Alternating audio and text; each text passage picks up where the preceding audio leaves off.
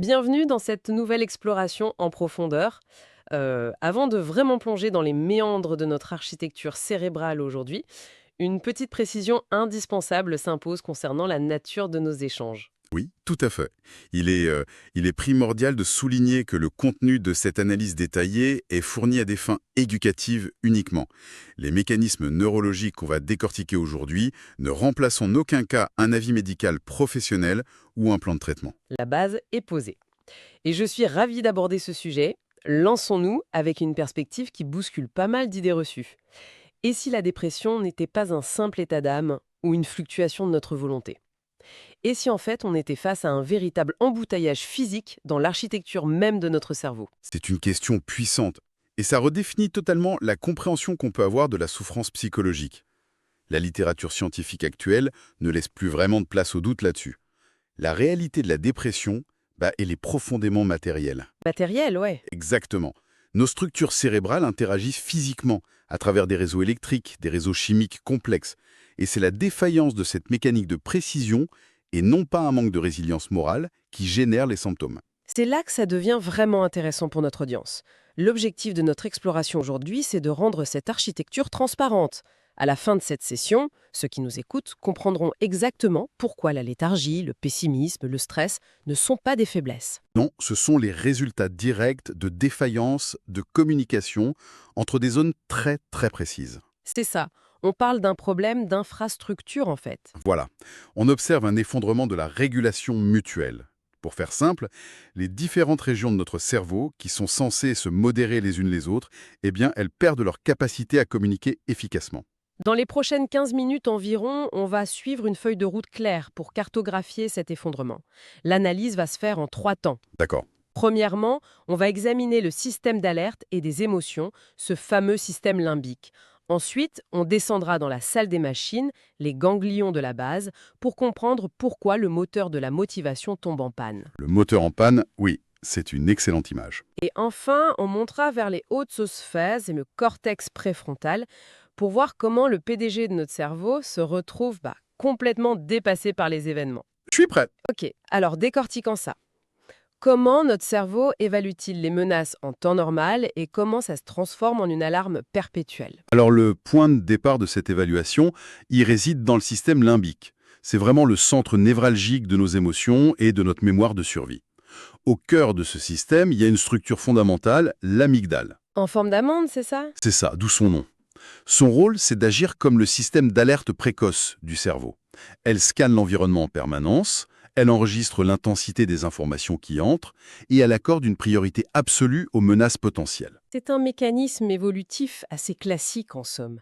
La survie de notre espèce dépendait de notre capacité à repérer un prédateur bien avant de remarquer, je sais pas, un joli paysage. Absolument. Le problème, il survient quand ce radar perd sa capacité de discernement. Dans la dépression ou après un traumatisme, on constate que l'amygdale devient chroniquement hyperactive. L'interrupteur reste coincé sur la position marche. Il ne s'éteint plus du tout. Jamais. Et cette hyperactivité constante a un effet domino redoutable. L'amygdale inonde le cerveau de signaux de détresse, ça génère un flot ininterrompu d'inquiétude, de pensées négatives et une sensibilité exacerbée au moindre petit stress du quotidien. Donc un simple email professionnel auquel on n'a pas répondu. Et soudainement traité avec la même urgence biologique qu'une attaque physique. Exactement.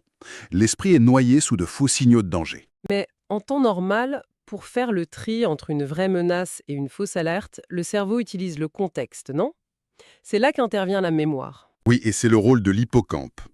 Si l'amygdale est l'alarme, l'hippocampe, c'est l'archiviste. Il enregistre les faits et replace les événements dans leur contexte spatial et temporel. Il est censé tempérer l'amygdale en lui disant en gros « Calme-toi, cette situation ressemble à un truc du passé qui s'est bien terminé. Mais j'imagine que dans le cas de la dépression, ce processus d'apaisement est saboté. » Complètement. Et c'est là qu'on observe un détail crucial. Sous l'effet d'un stress chronique, le cerveau libère massivement un neurotransmetteur spécifique, le glutamate. Le glutamate, c'est pas censé être utile pour l'apprentissage de base? Si, bien sûr. Mais un excès de glutamate devient toxique. Cette surstimulation chimique constante finit par agresser physiquement les tissus de l'hippocampe. Les cellules sont endommagées. Et le résultat, mesurable par imagerie médicale, c'est que l'hippocampe rétrécit. Alors, son volume diminue littéralement. De manière très significative. La structure même qui est responsable de fournir un contexte rationnel à nos souvenirs perd de sa substance. La mémoire s'altère. C'est dingue. Donc le modérateur du cerveau s'atrophie pendant que la sirène d'alarme hurle de plus en plus fort. C'est une dynamique vraiment terrifiante quand on y pense. Et il y a d'autres zones impliquées dans ce système limbique, non? Oui, on peut mentionner rapidement le thalamus qui reçoit toutes les informations sensorielles et les envoie directement à cette amygdale déjà survoltée, et puis l'hypothalamus. Qui fait le lien avec le corps, c'est ça. C'est lui qui surveille l'intérieur du corps. Face aux signaux de détresse, il signale aux glandes surrénales de lancer immédiatement la réponse au stress. Le cœur s'accélère, la tension monte. Ce qui est fascinant ici, c'est le paradoxe apparent. L'alarme sonne sans arrêt, la mémoire rétrécit, le corps se prépare au combat, l'adrénaline devrait nous pousser à l'action, et pourtant, la personne dépressive manque cruellement d'énergie. L'inertie est totale. Si le système d'alarme hurle de bouger, pourquoi le corps reste-t-il figé? Et voilà, ça nous amène directement à notre deuxième segment, la fameuse salle des machines. Les ganglions de la base. Exactement. Situés profondément sous le cortex, ces ganglions agissent comme un pont entre nos émotions et nos mouvements physiques. C'est eux qui créent l'énergie nécessaire pour atteindre des objectifs. Donc, le lien entre vouloir faire quelque chose et le faire physiquement se passe là. Tout à fait. Et on va se concentrer sur une partie très spécifique de ces ganglions, le noyau accumbens. Son job, c'est de générer le plaisir et l'élan lorsqu'il reçoit de la dopamine. La fameuse molécule de la récompense. Voilà. En temps normal, la perspective d'une récompense libère de la dopamine et de la noradrénaline, ce qui donne l'énergie physique d'y aller. Mais le point crucial dans la dépression, c'est le manque dramatique de ces neurotransmetteurs. Il y a une pénurie, en fait. Une véritable pénurie. Et le résultat physique est immédiat. C'est la léthargie, le manque d'énergie, l'incapacité totale à ressentir du plaisir ou de l'intérêt pour quoi que ce soit. C'est un peu comme essayer de faire avancer une voiture dont le réservoir de carburant serait complètement vide. L'intention de bouger est là, la clé tourne dans le contact, mais le moteur, les ganglions, n'a pas de dopamine pour faire le lien avec les roues. L'analogie est parfaite. Le moteur ne peut pas enclencher le mouvement physique. Le réservoir est à sec. Et c'est très important de le comprendre pour déculpabiliser. Ce n'est pas de la paresse, c'est une impossibilité chimique et mécanique. Alors, qu'est-ce que tout cela signifie quand on prend un peu de recul? On a un système émotionnel en surchauffe totale et un moteur physique qui est complètement à sec. Comment notre cerveau rationnel, les tâches supérieures, gère-t-il ce chaos? Eh bien, il le gère très mal, malheureusement. Et ça nous amène à notre troisième point, le cortex. C'est la couche supérieure de notre cerveau, notre centre de la pensée, de l'analyse et du contrôle des impulsions.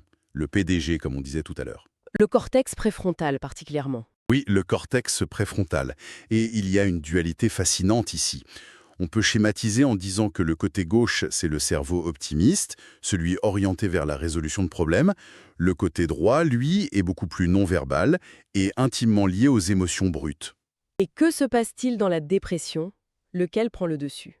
En fait, le côté gauche devient trop dépendant du côté droit. Le directeur rationnel abandonne son poste et laisse les émotions dicter la réalité. Ça fait basculer toute la pensée vers le pessimisme et le désespoir. Donc, voir tout en noir, c'est littéralement un transfert de pouvoir d'un hémisphère à l'autre. C'est neurologiquement prouvé.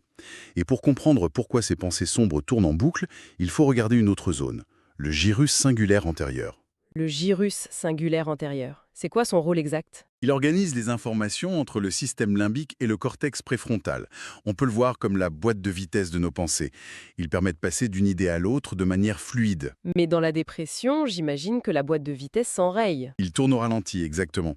La conséquence directe, c'est l'impossibilité d'arrêter les ruminations. L'esprit reste coincé sur la même pensée négative. On ne peut plus passer la vitesse supérieure pour penser à autre chose. Ce qui explique cette sensation d'être prisonnier de ses propres pensées. Et on sait aussi que la dépression peut entraîner des comportements impulsifs ou autodestructeurs. Il y a une explication structurelle à ça aussi? Oui, et ça se passe dans le cortex orbitofrontal. C'est la zone qui gère notre mémoire de travail et surtout le contrôle de nos impulsions.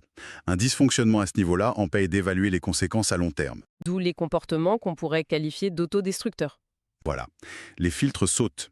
Et en plus, ce dysfonctionnement empêche toute créativité face aux problèmes. Le moindre petit obstacle quotidien semble insurmontable parce que le cerveau n'arrive plus à générer un plan B. C'est l'épuisement total de la flexibilité mentale. Et en parlant d'épuisement, il y a aussi la façon dont on perçoit le monde extérieur. Comment la douleur des autres nous affecte quand on est dans cet état.